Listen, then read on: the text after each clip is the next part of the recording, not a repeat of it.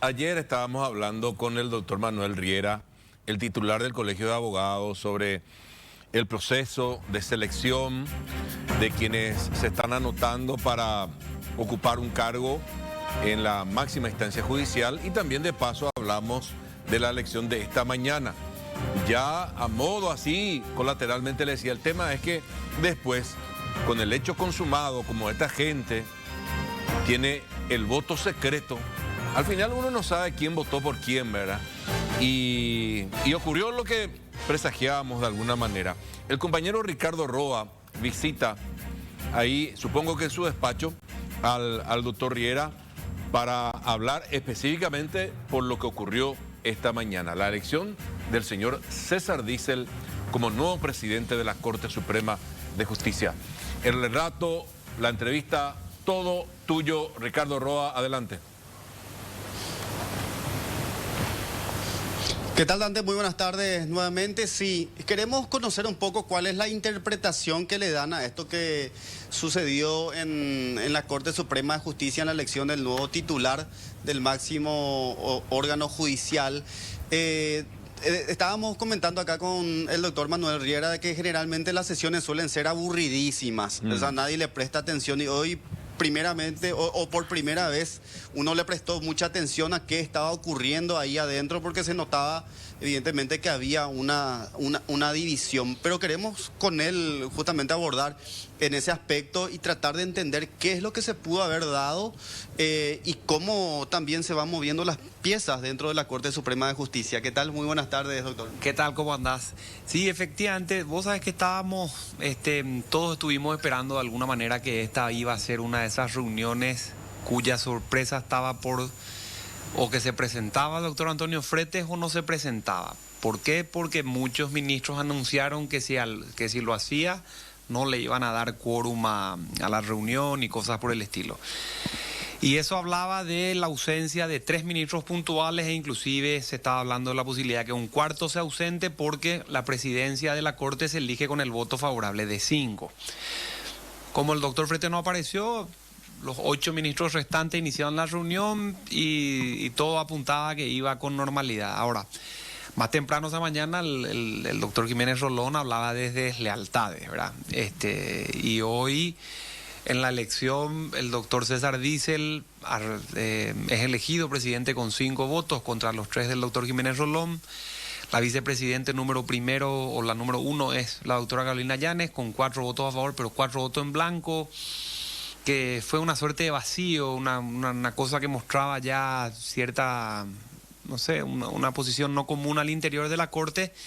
Y en la vicepresidencia segunda es donde se plantea el tema, ¿verdad? O sea, el propio Jiménez Rolón se apura en decir, yo no quiero ser candidato en este tema. 5 votos le dieron igualmente, 1 al doctor Garay, 2 votos en blanco, y se plantea el problema. O sea, las posiciones, anécdota al margen, son: yo no era candidato, por ende no son votos válidos, siempre puedo retirarme porque tengo la libre voluntad de hacerlo, no quiero ser candidato. Pero por otro lado, el grupo de ministros que le votó decía sí, no, al contrario, es una carga pública que tenés que asumir porque viene con el cargo de ministro y por lo tanto esto supone una suerte de obligación, ¿verdad? A nosotros nos llamó mucho la atención la discusión porque quienes querían imponer la carga pública, digamos, a su vez querían cortar la reunión, o sea, que no se discuta eso ahí. El doctor Ríos, el doctor Ramírez Candia, el propio Eugenio Jiménez querían, no, vamos a discutir este asunto acá, yo no era candidato y qué sé yo, mientras el resto quería levantar la sesión, y discusiones al margen terminaban consiguiendo un cuarto intermedio. ¿Qué es lo que ve el colegio con esto? Lo primero que vemos es que la Corte acaba de perder una preciosa oportunidad en el marco de un gobierno republicano de hacer un debate transparente a la cara de la ciudadanía. O sea, nosotros como digamos, espectadores y contralores, podríamos ver cómo se define políticamente un ministro, cómo se define éticamente un ministro, jurídicamente un ministro, ver esa discusión y hacerla, como decías al comienzo, más entretenida. Sí. Segundo, allende eso, era una buena oportunidad para que, además de esas definiciones, sepamos qué está en juego, porque si hay acuerdos políticos, que no está bien o mal, la Corte es, quiera o no, un órgano, un poder del Estado y tiene definiciones que trabaja en políticas públicas. Bueno, ver cuáles eran esas políticas o esos acuerdos políticos. Con la cuestión del cuarto intermedio lo que logran es simplemente ganar tiempo. La próxima sesión de la semana que viene quizá tenga ya un acuerdo que ahora desconoceremos cuál es, y veremos de vuelta una reunión apática que va formalmente a decir estamos de acuerdo, correcto, siguiente punto del orden del día, ¿verdad? ¿Qué implica la elección de César Diesel como ministro de la Corte? Mira, como cualquier presidente que se elige, la presidencia de la Corte es un órgano fundamental porque primero lo atiende la cuestión disciplinaria, forma parte del Consejo de Superintendencia, controla la disciplina de todos los abogados, de todos los funcionarios. Segundo, agarra la presidencia de la sala en la que trabaja, y él trabaja en la sala constitucional. La sala constitucional, en un contexto electoral como el que vive Paraguay, de mira a sus próximas elecciones, va a ser la que va a atender la constitucionalidad o no de resultados, de impugnaciones, de listas, de movimientos, de resultados electorales, de la elección, parte total, lo que se plantee. O sea que es un órgano muy relevante en ese tema. Y segundo, la constitucionalidad o no de cualquier cuestión o acto normativo que se dé. Si el contexto político involucra todo lo que tenemos hoy en día, el escándalo del doctor Antonio Frete, los significativamente corruptos, los problemas de la injerencia política en el marco de estas elecciones, etcétera, todo eso va a pasar por la Corte. ¿Quién va a ser el presidente y cabeza de esa sala? ¿Quién va a dar el primer voto? ¿Se aceptarán o no esas acciones? ¿Se rechazarán o no esas acciones? Por ahí pasarán las especulaciones de la importancia de la presidencia, ¿verdad? Eugenio Jiménez decía deslealtades, hablaba de deslealtades. ¿A quién se podría haber referido cuando...? Quiera de los 5 ministros restantes que hoy querían parar la reunión a toda costa, ¿verdad? Yo creo que este es un contexto que nos sacaba en la reunión de hoy. Después del pedido de renuncia del doctor Antonio Fretes del año pasado, hay que recordar que Eugenio Jiménez fue él que tuvo la iniciativa de solicitar esa renuncia, o propició la iniciativa, si se quiere, y César Diesel era uno de los que se oponía a que eso se haga, ¿verdad? Entonces hoy tenemos 2 candidatos a la presidencia que enfrentaban ideas muy opuestas, que no están bien o mal, sino que son simplemente ideas o visiones opuestas. Bueno, ganó una idea. En aquel momento las discusiones tenían gente en pro o en contra de pedir esa renuncia. Yo creo que las deslealtades a las que menciona o a las que alude el doctor Eugenio Jiménez son aquellas cuyas personas cambiaron la posición de aquel mes a hoy, en algún momento dado. Porque es ineludible, o sea, nosotros no vemos posible disociar el problema de la Corte, de esta presidencia, del escándalo cuyo ministro todavía no renunció y está a punto de salir, y el nuevo que tiene que venir, y eso vinculado al Consejo de la Magistratura, donde los ministros están, al jurado de enjuiciamiento, donde los ministros están, otra vez en el marco de un contexto político de elecciones generales. Entonces, como te decía, se perdió una oportunidad genial de explicar estas razones. Al no haberse explicado, tenemos derecho a especular, sí, tenemos derecho a dudar, tenemos derecho a pensar de una manera o de otra. Y bueno, es un poquitito lo que está en juego ahora. ¿Por qué el rechazo de Eugenio Jiménez Rolón a ser vicepresidente segundo de la Corte? ¿Eso le va a impedir a él próximamente candidatarse para la presidencia, en este caso la Corte? Yo creo que una de las razones pasa por ahí. La Corte Suprema tiene una ley orgánica que es la que regula, entre otras cosas, su funcionamiento y cómo se eligen sus autoridades. Esa ley lo que dice es que el presidente tiene que ser elegido todos los años, cada febrero, por el voto favorable secreto de 5 ministros, que es lo que pasó con el doctor Diesel, ¿verdad? La Corte entiende que eso no es necesario para las vicepresidencias, o sea, necesitan una mayoría simple, y no, que es lo que pasó con Carolina, ganó con 4 votos y 4 en blanco. Pero en el caso de Eugenio dijo antes de la votación que no quería formar parte de los candidatos. Igualmente le votan 5 personas. Sería innecesario pensar que él se votó a sí mismo, digamos, sería inconsecuente. Y además Víctor Río y Manuel de Jesús le dieron la razón a él en el sentido de que no se le podía imponer. Los 5 restantes son los que vinieron con la idea que es una carga pública sobre la base de la cual está obligado a aceptar el resultado de la votación, candidato o no, porque viene, digamos, con la mochila de ministro. Ahí se armó una discusión en términos democráticos, cómo se elige, cómo se establecen mayorías. yo me imagino que los desleales, en términos de Eugenio Jiménez Rolón, están en el grupo de 5.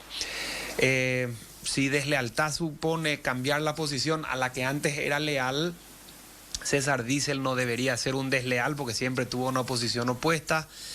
El doctor Garay también pensaba de manera similar, no podría ser uno. Yo creo que las deslealtades de las que se hablan o pasan por el doctor Alberto Martínez Simón, la doctora Carolina Llanes, puede ser el doctor Garay también, honestamente no sé, pero alguien de ellos, porque si no, no tiene sentido, ¿verdad? En función de los resultados de esta mañana. Doctor, por último, nada más para ir cerrando.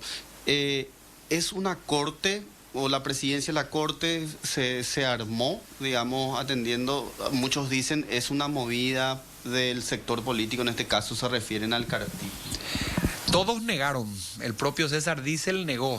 Ahora, disociar la selección del Consejo Directivo, propia Corte, de una cuestión política no es real.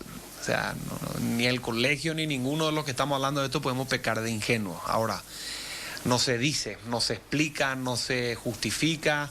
Por eso creo que la lectura que tengamos que hacer de si eso ocurrió o no ocurrió pasa por primero pedirle a la Corte que explique estos asuntos. Si lo quiere hacer, bingo, tendremos una respuesta oficial. Si no lo quiere hacer, podemos especular la respuesta a nosotros, ¿verdad? Esa es la cuestión. Ricardo. Gracias, doctor. A ustedes por el espacio. Ricardo. Las palabras entonces, sí, te escucho. Antes de cerrar nomás, la pregunta es sencilla. Sí. La pregunta es sencilla. Con la elección de esta mañana, el doctor Eugenio Jiménez es vicepresidente de la Corte, a criterio del Colegio de Abogados, estoy vibrando. Para el Colegio de Abogados, el doctor Eugenio Jiménez es vicepresidente de la Corte, ¿sí o no? Doctor, por último, a criterio del Colegio de Abogados, ¿el doctor Eugenio Jiménez es o no vicepresidente de la Corte? El colegio nos tiene una posición ahora porque nosotros nos reunimos el lunes, después de este fin de semana. Pero si vos querés mi opinión, la respuesta es no. No puede hablarse de carga pública en un contexto donde el sufragio es tanto activo o pasivo, o sea, voto o me hago elegir en el marco de un derecho constitucional claramente establecido.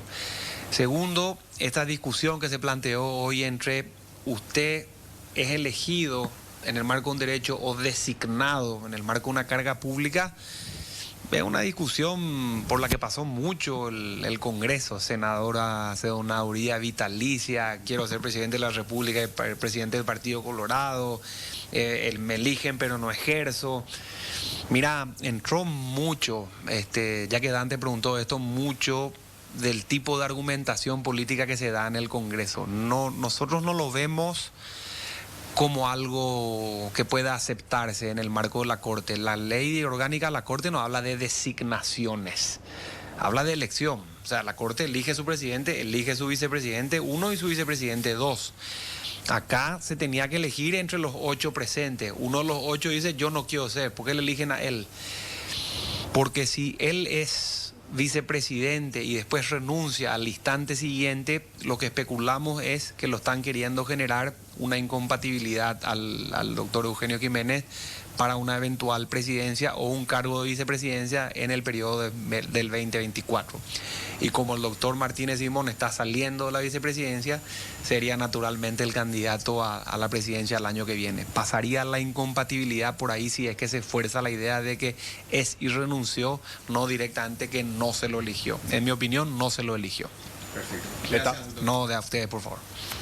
Bueno, clarito entonces. Claro. La opinión personal del doctor es que no es ninguna carga pública y que él, sí.